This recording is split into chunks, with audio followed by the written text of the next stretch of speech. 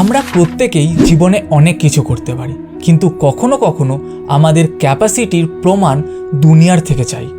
তখন যে কোনো সবাই বা প্রত্যেক মানুষজন একটা প্রশ্ন সামনে নিয়ে আসে, হয়তো আমাদের সফলতাটা হঠাৎ করে হয়েছে বা কোনো তুক্কাতে হয়েছে।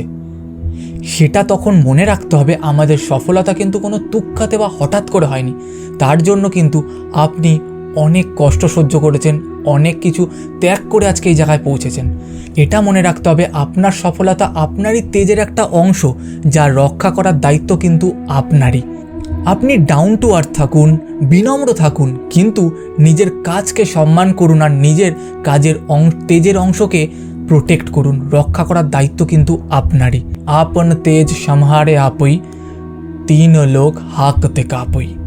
যখন আমরা আমাদের নিজের কাজকে ভ্যালু করব বা ভ্যালু অ্যাড করব, সেক্ষেত্রে আমরাই আমাদের কনসাস এবং সাবকনসাস মাইন্ডকে ইনফ্লুয়েন্স করি যে আমাদের ভেতরেই শক্তির রক্ষার দায়িত্ব শুধুমাত্র আমাদেরই।